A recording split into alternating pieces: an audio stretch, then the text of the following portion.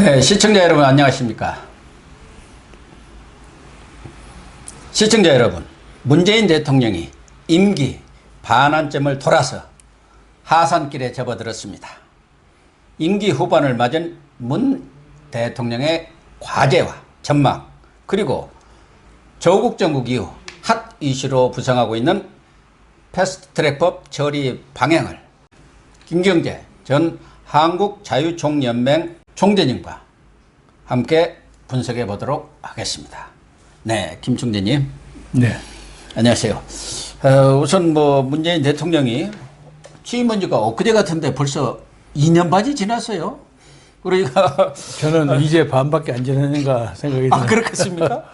저는 전에 어디 그 밥 먹으러 갔더니 임기 언제 끝납니까? 이렇게 또 묻는 그 식당 주인이 있으시더라고요. 좀 지루했던 모양인지 빨리 끝났으면 좋겠다는 뜻인지는 모르겠지만 어쨌든 저한테 그렇게 물어서 제가 웃고 말았습니다. 그런데 지난 2년 반 우리 김 총재님은 문재인 대통령의 국정 평점으로 하면 몇 점이나 줄 수 있으신가요? 과락이라고 생각합니다. 그럼 60점도 안 되는 거죠? 안 되죠. 네. 50점은 됩니까? 반타작. 반타작은 했다고 봐야죠. 네. 우선 본인의 말을 그대로 빌리자면 네. 자기를 찍지 않는 사람에게도 자기가 대통령 노릇을 하겠다. 네. 누가 썼는지는 모르지만 그 스피치라이터가 그런 잘 만들었어요. 예. 그런데 전혀 그것하고 너무 달라요. 그래서 그 문재인 대통령뿐만 아니라 그 조국도 마찬가지죠. 네. 자기가 하는 말을 자기가 다 억장을 놓고 반대로 얘기를 하다 보니까 다 어긋나갔어요. 후세 사람들이 뭐라고 할까? 네. 아니, 궁금해요. 제가 지난 문재인의 대통령으로서 2년 반, 저는 개인적으로서 재판과 그냥 형벌로서 2년 반을 보냈어요. 꼭 같은 시간 동안. 제가 그 양반 대통령 되시고 난 다음에 국회 행안위원회에 가서 무슨 질문을 받았는데 좀 고약하게 질문을 많이 했어요, 사람들이. 자유총연맹 총재 하실 때 그 얘기죠. 질문해가지고 당신이 뭐 이렇게 얘기한 것이 사실이냐? 예. 그래서 그렇게 얘기한 적이 없다. 근데 무슨 얘기냐면 당신이 문 대통령을 문재앙이라고 별명을 지었다는데 사실이냐? 그래서 그렇게 지은 적이 없다. 근데 저 유튜브나 뭐 이런 댓글 보면 다 문제하고로 나오더라고요. 네, 누가 지키는 지은 모양이에요. 아니, 근데 제가 이런 얘기를 했어요. 그때 그 남원 출신 이영우 의원이 물었는가? 물어보면서 지난번에 탄핵 반대 연설을 틀어보니까 문재인 대통령이 만약에 이렇게 되면 우리나라에 유례없는 정치적 지향이 올 것이다 하고 얘기를 했는데 지금도 그 생각에 변함이 없습니까? 그래서 변함 없습니다. 그렇게 답변을 했어요. 그러니까 그것을 본 이제 그 현장 중계를 본 네티즌들이 문재인이라 이름을 붙였는 것 같아요. 그런데 당시에 이번에 불출마 선언한 표창원 이런 사람들이 저를 몹시 공격을 많이 했습니다. 업무용 카드 20만 원을 잘못 썼다고 그걸 가지고 어디서 성형수술했다고 하고 또 요새 자유한국당 대변인하는 이재정 의원 있죠? 이재정 여성 의원. 그분은 저한테 질문을 딱 하길래 답변은 좀 이따가 하시라는 거예요. 자기가 질문을 다. 그 말도 안 되는 질문을 한참 하고 난 다음에 이제는 답변이 필요 없습니다. 답변을 하나도 못했어요. 아니 나도 국회에서 꽤 오랫동안 나름대로 그걸 했는데 아니 세상에 청문회라는 것은 히어링은 말하고 들어야 될 거 아닙니까? 자기 말만 하는 거야. 그리고 나는 요새 표창원 의원이 불출마를 선언했길래 참 이상하게 됐고 그 양반이 경기도 용인인데 용인에가 그렇죠. 제 일가 친척이 한 1,500원쯤 삽니다. 그래서 나 쫓아가면 그 사람 국회의원 나오면 내가 가서 반대 운동 좀 해야 되겠다고 했는데 안 나와서 싱겁게 됐는데 그 양반이 지금도 하는 얘기가 문재인 후보하고 같이 그때 후보 아니었나? 박근혜 대통령 벌거벗은 나체 사진 들고 히히 웃고 광화문에서 그랬죠. 난 그거 도저히 용서할 수가 없는 거야. 사람이 해도 그럴 수가 없어. 예. 그래서 이런 세월이 벌써 2년 반밖에 안 지났느냐 이런 느낌이 드는데 뭔 일을 가장 잘못했다고 보세요? 뭐 다 뭐 잘한 게 하나도 없. 수백 가지인데 예. 수백 가지인데 그래도 조국을 임명한 것이 제일 잘못된 것이라고 그렇죠. 봐야죠. 예. 예. 그런데 나는 문재인을 아직도 문재인은 개인적으로는 굉장히 선하고 양심적인 사람으로 보고 싶습니다. 보고 있어요. 인상이 또 그렇게. 저도 그 인상 때문에 개인적으로는 전혀 모르지만 참 선한 사람이겠다 그렇게 생각을 했죠. 어쩌자고 조국을 그렇게 죽기 살기로 매달렸단 말이야. 예. 뭐가 약점이 잡힌 것도 아니고 뭐 때문에 그랬는지 이해가 안 돼요. 그런데 조국의 그 말솜씨에 넘어갔는지 어쩐지 하여간 그러니까 참 이해가 안 됩니다. 이해가 안 되는데 문재인 대통령이 결정적으로 그 소위 프레시덴시 그 대통령의 권위, 위엄 이걸 결정적으로 흐트러뜨린 것이 조국 사건이라고 봅니다.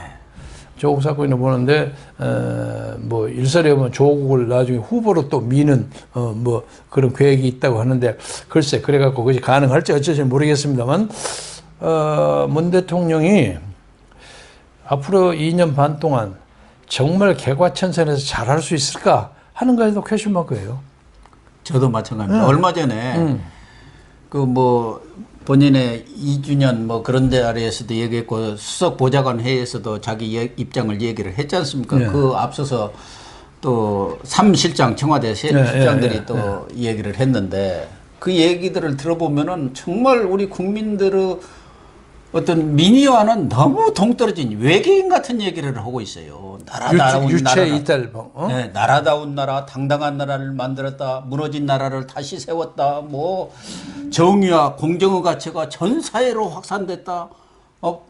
남북 관계에서도 역사적인 평화를 이뤘다. 뭐 해가지고 도대체 이분들이 어떠한 평가와 인식과 그런 것을 갖고 있는지 그런 생각으로 다시 또 2년 반을 이끌어 가겠다는 것인지 참 그런 생각을 했거든요. 그 말이 사실이라면 대한민국에서 가장 훌륭한 대통령으로 이미 올라섰겠네요. 그렇죠. 그렇죠? 예. 그래서 저는 그 참모들의 새 실장의 의견도 들어보면 정말 기가 막히고요. 뭐 정의용 안보실장, ICBM이라든가 이런 것이 전혀 안보 위협도 되지 않는다는 거고 지금 지소미아 같은 것도 가장 중요한 현안이 되고 있는데 죽기 살기로 붙들겠다는 거고. 예, 그것도 뭐 어쨌든 폐지 쪽으로 지금 가고 있는 거 아닙니까? 그래서 뭐 우리 국민들도 뭐 내년 총선 전략용으로 내각 쇄신이라든가 청와대 쇄신을 할 게 아니라 정말 청와대라든가 내각부터 전면적인 쇄신이 필요하지 않나 그런 의견들이 많거든요. 저는 문 대통령이 우리 고 박사가 기대하는 것만큼 쇄신을 하지 못하리라고 생각합니다. 그래서 더 우울합니다. 그리고 그 양반이 지금도 호호탕탕 정치를 잘해도 또 임기 말이 되면 또 이 중간평가식의 국회의원 선거에서는 좀 당하기 마련인데 이 양반이 이러면서도 나름대로 낙관론을 가지고 있는 것은 야당이 워낙 못하니까. 그래서 박지원 의원이 늘 하는 얘기했잖아요. 가장 큰 복이 야당 복이라고 문재인 대통령. 하여간 박지원은 초군 발달해가지고 옳은 말을 하는데 옳은 말을 얄밉게 해야 하는 정도에서 그 야당이 기분 나쁘거든. 그리고 그 국회만 하더라도 옛날에는 김약수 같은 사람이 국제 뿌락치 사건 그런 게 있지 않았어요? 지금 옛날 같으면 뿌락치가 수십 명 나올 거예요. 나는 겁니다. 그 안에는 고정간첩도 있다고 생각해요. 딱 이렇게 보면 가만히 보면 이 사람이 누구의 실행에 의해서 움직인다는 게 다 보이거든. 보이는데 이 나라가 그만큼 위험합니다. 그러니까 김정은의 정치 공작이 서울을 이미 다 포위했다고 해도 과언이 아닙니다. 그렇죠. 현재로 봐서는 저 사람들의 방법대로 하면 언젠가 분위기 잘 만들어가지고 광화문 세종대왕 앞에서 문재인하고 김정은이가 탁 악수하고 하면서 수십만의 환호를 받는 그런 것을 연출하고 있을지도 모르겠다는 생각이 그걸 듭니다. 지금 연출을 하려고 했는데 그게 지금 뻐그러지고 있지 않습니까? 미국하고 협상이 좀 잘 되어야 하는데 미국이 만만한 나라입니까? 우리처럼 그렇게 쉽게 김정은한테 넘어가지를 않으니까 지금 계속 그런 것도 미국과 있지만, 북한 협상이 진전이 안 되고 그것도 있잖아요. 사실이지만 김정은이가 감히 광화문 광장에 못 나타날걸요? 겁이 나서? 모르죠. 아까 말씀하신 대로 지금 사회주의랄까? 그쪽에 물든 사람들이 버글버글버글합니다. 그래갖고 어떻게 보면은 또 자칫하다가는 김정은이 오면 광화문 광장에 그 사람들이 활개치고 나타날 수도 있어요. 제가 옛날에 그 문재인 선거 운동할 때 그 얘기 했습니다. 예. 그 얘기 했는데 문재인 후보가 자기가 대통령에 당선하면 광화문에서 취임식을 하고 북한의 김정은 위원장을 자기가 초빙하겠다 그랬어요. 예. 그때 그랬습니다. 그래서 내가 그걸 받아가지고 아니 이렇게 하면 대한민국에 수명에 있는 고정간첩, 좌익, 또 그리고 종북주의자를 수십만이 모아가지고 여기서 김정은 만세를 부르는 사태를 당신들이 원하십니까? 그걸 막기 위해서라도 박근혜를 찍으십시오. 내 이런 발언을 했는데 그것이 현실로 다가오는 것 같아요. 그렇다니까요. 그래서 지금 뭐 경제 문제는 하도 뭐 얘기 안 해도 우리 국민들이 다 아는데 사실은 이 지소미아가 22일입니다. 네. 이제 얼마 안 남았어요. 지금 이번에 에스퍼 국방장관 또 마크 밀리 합참의장 완전히 왔어요. 공갈 쳤잖아요. 예. 지금 주한 미군 주둔 문제까지도 걸고 넘어졌잖아요. 미국의 대다수 국민들은 왜 그런 부자 나라에 우리 미군이 가서 희생하고 있느냐 그런 질문을 던지는데 거기에 대한 답을 해라 하면서 이제 방위비 분담 문제, 지소미아 문제를 지금 걸고 넘어지고 있는데 우리 쪽으로는 너무 또 국민들의 생각과 이 정부가 생각하는 것 같은 괴리가 큰 것 같아요. 저는 이제 그 문제에 대해서는 비밀리 협상이 진행되고 있으리라고 생각하고 또 그렇게 되기를 희망하고 있습니다만은 지금 우리가 한 1조 얼마에서 지금 5조 7조 내라는 거죠. 예. 그러니까 아무래도 플러스 1, 2 정도는 더 내야 정리가 될 겁니다. 그리고 미국도 지금 그런 큰 소리 치지만 그거 다 받을 수 있다고 생각하는 건 아니니까 그에 적절하게 뭐 1조 5천이나 2조나 이런 것은 정리가 되리라고 보는데 지소미아가 좀 다르지 않습니까? 저것을 일단 그만둬버리면 나중에 다시 회복하는 게 어렵거든요. 그리고 지금 그렇게 되면 오히려 미군이 한국 정부의 정책에 대해서 사사건건 시비를 걸 수가 있습니다. 전반적인 어떤 뭐 국제 전략이랄까 군사 어떤 전략 그런 것도 변경할 가능성이 있지 않나요? 변경도 가능성이 있고 뭐 북한하고 접촉하는 거 뭐 이런 것도 다 막아버리고 그렇게 하면 또 그것 때문에 국민들 사이에서는 또 반미 감정이 생길 수도 있고 또 저쪽에 반미가 막 선동할 거란 말이에요. 그러면 이 나라가 노란의 위기에 빠집니다. 그래서 그걸 전반적으로 컨트롤 하기 위해서는 우리가 4월 15일 날 선거를 이겨야만 그나마 이게 방파제가 되는데 이것을 이겨야 할 이 보수의 용사들이 전열이 안 돼 있고 해서 이거 지금 문재인 대통령과 그쪽을 탓할 게 아니에요. 네. 사실은 이쪽이 더 급합니다. 제가 볼 때는. 그리고 이 한국 사람들이 정말로 사색당파가 너무 심해. 너무 심해요. 너무 심해서 참 큰일이에요. 큰일이. 한국당이라든가 야권 통합을 놓고도 당내 한국당 내에서도 다 의견이 지금 갈리고 있지 않습니까? 그러니까, 이 갈래 저 갈래 나눠져 황 대표는 딱 그것을 다른 데 남기고 자기는 싹 빠지면 된다는 거죠. 예. 근데 한다는 카드가 유승민이하고 앉아서 통합하겠다고 아까 내가 속꿉장난이라고 지난번에 얘기하지 않았습니까? 완전히 남 보고 우스워. 아주 코미디지. 정말 코미디예요. 저쪽에서 보면 코미디라고 그럴 거예요. 쟤들 아주 장난하고 있구만 이럴 거예요. 어떻습니까? 또 어쨌든 남북 관계도 지금은 완전히 과거로 해결된 상태고 어떻게 보면 뭐 파탄 상태에 이르지 않았나 할 정도인데 파탄인데 지금 금강산 그 부분에 있어서도 김정은이 와갖고 싹 쓸어버리라고 할 정도로 그 관광시설 중국 자본이 들어온다는 거죠. 예. 그것은 다시 말하면 북한이 중국의 동북 육성이 된다는 뜻이에요. 예. 이것을 막아야 되는데 그러니까 지금 옛날에 중공군의 인해전술이 있듯이 중국의 시진핑의 정치적 인해 전술이 시작됐다고 봐야죠. 그리고 경제적 중국 돈이 밀려오니까 그럼 돈이 일단 들어오면 그걸 빼내기 어렵지 않습니까? 자본을 보호해야 되니까. 그래서 우리 제주도에도 중국 자본이나 부동산 사는 것이 많이 드는 거 적당히 컨트롤해야 합니다.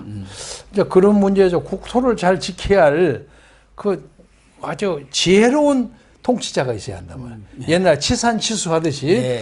그런데 엉뚱하게 저 건너편에 말돈을 뺏기고 앉아 저 독도는 가서 시비나 걸고 앉아 있고. 그러니까요. 나이가 기가 막혀. 잠이 안 와요. 기가 막혀요. 그리고 또 독도 그걸 보호한다고 어쩌고 해가지고 그 애꿎은 사람들만 희생을 하고 이 나라의 이 민족의 이 재난의 그 불운이 언제까지 계속될 것인가 참 한탄스럽기 짝이 없습니다. 최근에도 뭐 보는 시각에 따라서 찬반도 있고 뭐 여러 견해가 나옵니다만은 지난번 그 탈북 어민들 강제 북송을 했지 않습니까? 그 말도 안 되는 얘기입니다. 말도 안 되는 건가요? 그리고 말이 좀 지나칠지 모르겠지만 먼저 한 것인지 모르지만 통일반 장관이 당장 잘라야 합니다. 그 분명히 거짓말을 했더라고요. 분명히 귀순 의사를 밝혔는데 자기들끼리 한 얘기를 그걸 마치 북한으로 가고 싶다는 듯이 이렇게 아니 세상에 이런 사람이 통일부 장관을 하니 이 나라 통일이 됩니까? 기가 막혀요. 기가 막혀. 근데 그런 것은 또 이번에는 국가안보실에서 또 장악해 갖고 한 모양. 그래서 GSA 대대장이 장관, 국방여관한테는 보고 안 하고 안보실 1차장한테 보고해 갖고 또 그 보고책에 혼란을 가져오고 여러 가지. 그리고 이제 그 국방부 장관이 몰라죠. 그러니까 언론 보고 안 한다는 거 아닙니까? 그런데 자기 부하로 있는 JSA 대대장은 청와대에다 싹 중령이 보고를 했잖아요. 대대장도 중령이. 그건 말이 안 되는 거죠.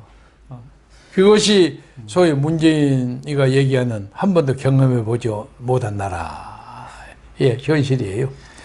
어쨌든 간에 이건 빨리 바꿔야 되는데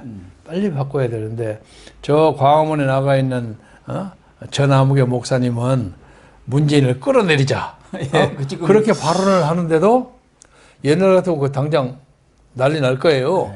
그런데도 끌어내가면 큰 사건이 날까 봐서 못 끌어내는 거예요.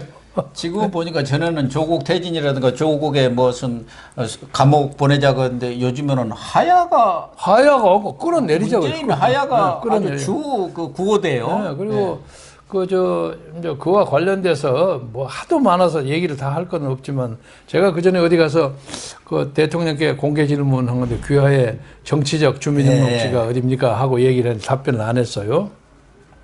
근데 요새 이제 뭐 이도 성인가 누가 그 저 유명한 언론인이 그 문재인 대통령의 출생지가 이북이라고 주장한 것이 있지 않습니까? 그래가지고 이건 심각한 문제인데 왜 저는 믿기지는 않는데 또 가만히 들어보면 되죠. 근데 왜 그 문제에 대해서 한마디도 얘기를 안 하는 거예요? 상식적으로 이렇게 납득이 안 되니까요. 아니 그러면 적어도 그 청와대 대변인 곡간에 쌀 깎는다고 주장했던 대변인이라도 그 말도 안 되는 소리라고 한마디 해야 될 거 아니에요. 근데 그런 얘기를 꺼내서 만약 하면은 그게 이제 논란이 붙지 않습니까? 그러면은 청와대에서 아주 곤혹스러운 일이니까 아예 무시 작전을 펴는 거 아니에요? 그러니까 그것이 무시 작전이 아니라 이것이 뭔가 끄림직한 게 있기 때문에 그런 거 아니냐.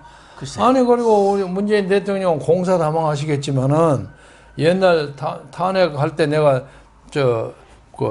이건희 회장 주머니에서 나온 8천억 돈을 노무현이가 걷어가지고 했더니 걷은 것이 아니라 주어서 받은 것이지 왜 걷은 것이냐 해갖고 나를 명예훼손을 걸어가고 2년 재판을 걸었어요.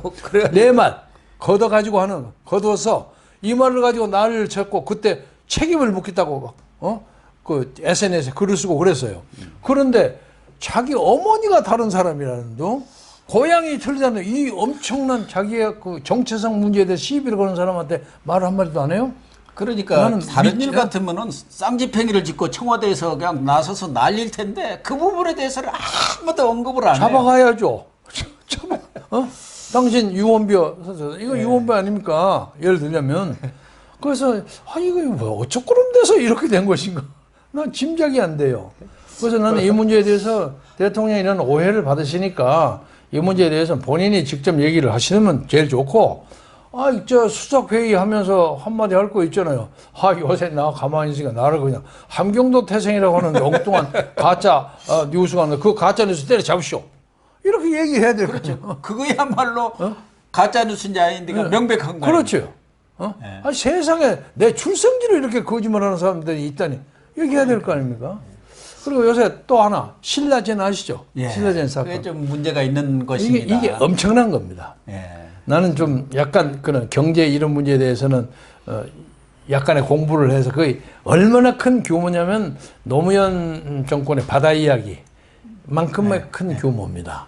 그래서 그게 권력 실세들 그런 뭐 이름은 다 안 들겠습니다. 비자금으로 다 만들어지고 그랬다는 거 아닙니까? 그거 특히 부산파들. 그럼 그거에 대해서 한 마디도 수사를 안 하고 어느 검찰에 배당은 됐지만 조용해요.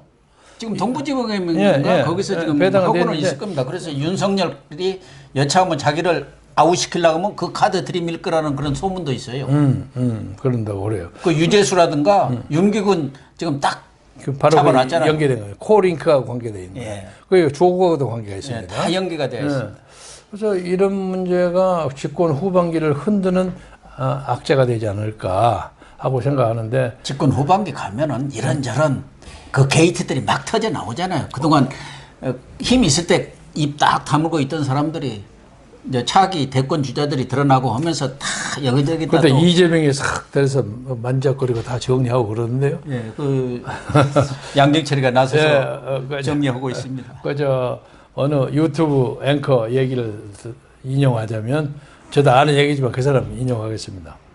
산에를 올라갈 때는 아무것도 못 보고 그냥 올라오는데 내려오는 길에 꽃을 보았다. 네, 유명하시죠. 그런데 자기는 산을 올라갈 때는 어쨌는지 모르지만 내려올 때는 꽃이 아니라 가시던 불에 험악한 내리막길만 볼 것이 아닌가 생각한다 그러더라고.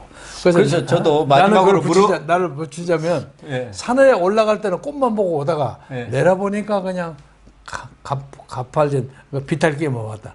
올라갈 때 꽃만 보고 올라갔어요. 그러니까 그렇게 좋게 했죠. 네.